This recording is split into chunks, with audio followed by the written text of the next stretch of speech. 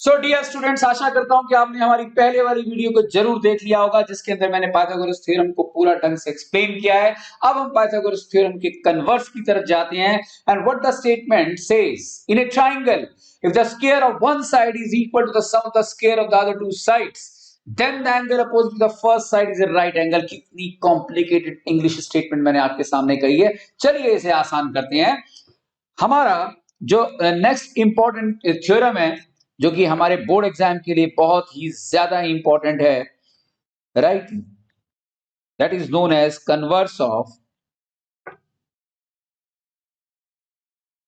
Pythagoras theorem.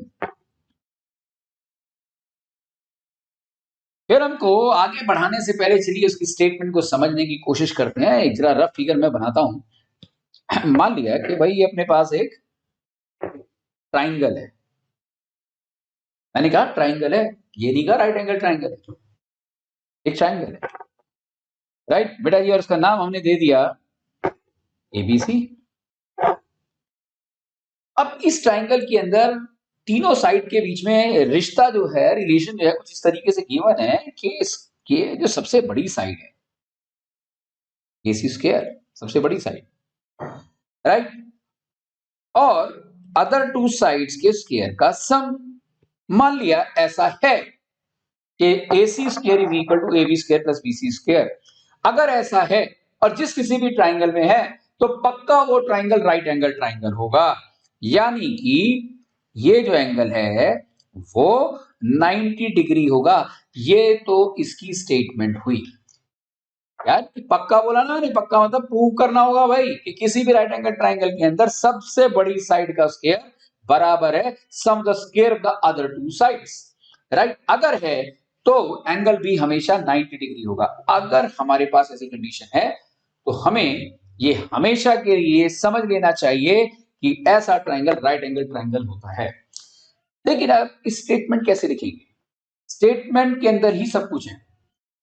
मैंने क्या कहा आपको कि in a triangle, right angle triangle मत बोल देना। सालों से देखता आ रहा हूं कन्वर्स ऑफ पाइथागोरस थ्योरम देते समय बच्चे लिख देते हैं in a right triangle if the square of one side is equal to sum of the square of the other two sides, then the angle opposite to the first side is a right angle. सब कुछ बेकार हो गया, गुड़ गोबर हो गया। नहीं क्यों?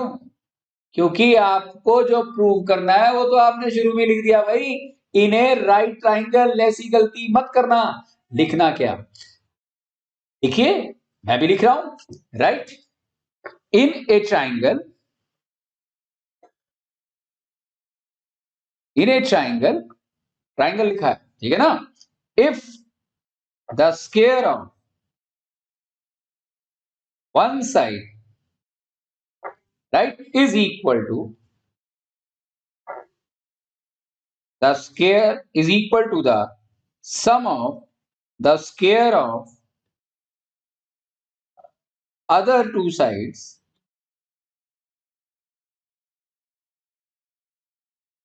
then the angle opposite to the first side is a angle opposite to the first side is a right angle। देखो इन तीनों ट्रायंगल में ये वाली साइड को सबसे पहले मैंने कंसीडर किया ना। If the square of one side यानी कि AC square is equal to sum the square of other two sides, then the angle opposite to the first side जो मैंने कंसीडर की थी is always be a right angle. ये हमें justify करना है कि ये जो ट्राइंगल है वो एक राइट एंगल ट्राइंगल है। तो चलिए अब इसका गिवन लिखते हैं। Given A triangle ABC, right, such that AC square is equal to AB square plus AC square। to prove, हमें प्रूव क्या करना है इसमें?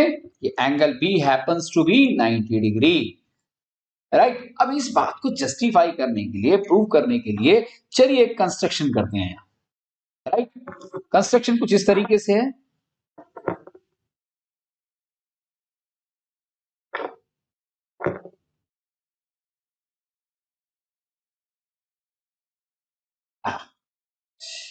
हमने क्या किया, हमने एक ट्रायंगल लिया, राइट, DEF। अरे भाई ये थोड़ा सीधा कर दिया मैंने, राइट। अब ये जो ट्रायंगल है ये कंस्ट्रक्शन है, ये हमने कंस्ट्रक्शन किसे कहते हैं, कंस्ट्रक्शन वो हेल्पिंग फिगर होती है जिसके थ्रू हमें मेन क्वेश्चन का आंसर आसानी से मिल जाता है। ये जो हमने ट्रायंगल बनाया, ये ट्रायंगल हमने मान लिया कि ये राइट एंगल ट्रायंगल है, राइट। तो ये ऑब्वियसली हमारे अनुसार एंगल ई 90 डिग्री का है, राइट। और बनाया कुछ इस तरीके से है कि डीई बराबर है AB के और EF बराबर है BC के, राइट। ये भी हमें गिवन है हमारी कंस्ट्रक्शन के अकॉर्डिंगली, तो चलो लिख देते हैं। तो construction, draw a triangle DEF in which angle E is equal to 90 degree such that हमारी कंस्ट्रक्शन के अनुसार DE must be equal to AB and EF must be equal to BC। EF किसके इक्वल होगा, BC के equal होगा, right. ये हमने माना, राइट।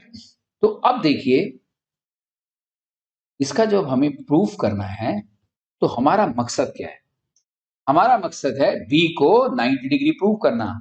तो मैंने यहाँ पर ये जो कंस्ट्रक्शन के थ्रू ट्रायंगल क्रिएट किया, इसमें DE बराबर AB, EF बराबर BC ले लिया, और अगर मैं मैनेज हो सकूं, कर सकूं कि DF भी बराबर हो सके AC के, तो दोनों ट्रायंगल कॉन्ग्रुएंट हो गए बाई ट्रिपल S कॉन्ग्रुएंसी, जो ऑलरेडी हम 9th क्लास से जानते हैं। और जैसे ही दोनों ट्रायंगल कॉन्ग्रुएंट हुए यानी कि आइडेंटिकल हुए, तो कॉरस्पॉन्डिंग एंगल्स इक्वल होते हैं। Angle E 90 degree by construction था, एंगल B 90 डिग्री हो गया, and hence it makes the answer. तो अब जो हमारा आगे का जो पूरा कॉन्सेप्ट हमें लिखना है, जो कहानी हमें लिखनी है, उसका सिर्फ एक ही मकसद है कि DF बराबर होना चाहिए AC के, राइट। तो आप देखिए in triangle DEF angle E चूंकि ऑलरेडी 90 डिग्री है, तो इट इंप्लाइज दैट, मैं सीधा पाइथागोरस थ्योरम अभी जो हमने पिछले वीडियो में आपने देखा था की थी कि 90 डिग्री है, तो square of the hypotenuse is equal to sum of the square of other two sides. तो मैं कह सकता हूं कि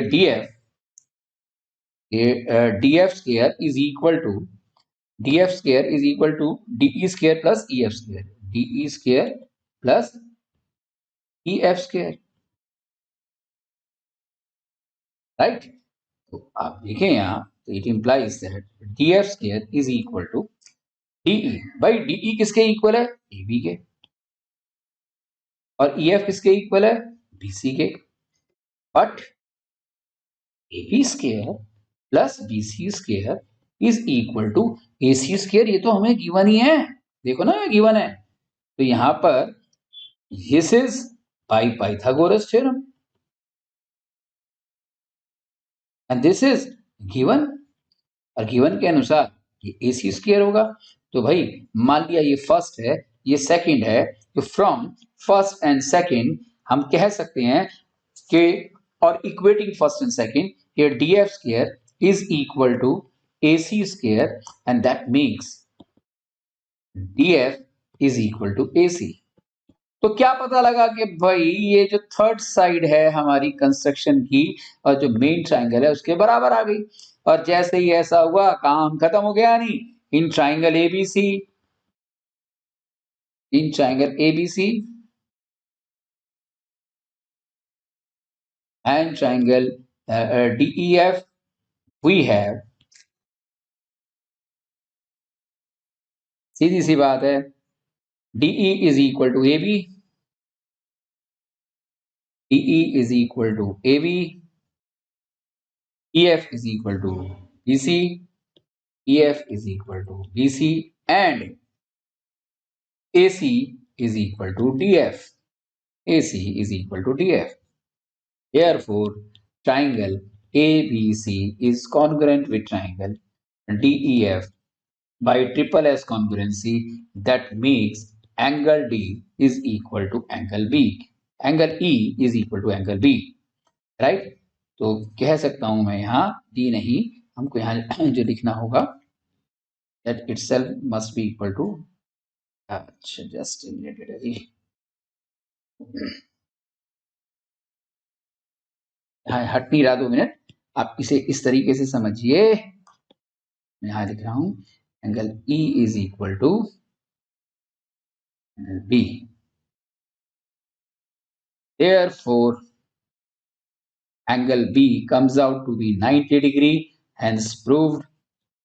तो आशा करता हूं कि ये वीडियो आपको समझ आई होगी। ऐसे ही इंटरेस्टिंग लेकिन बोर्ड के लिए बेहद इंपॉर्टेंट क्वेश्चंस के लिए आप हमेशा हमारे चैनल के साथ कनेक्ट रहें, सब्सक्राइब करें, लाइक करें और शेयर करें। God bless you.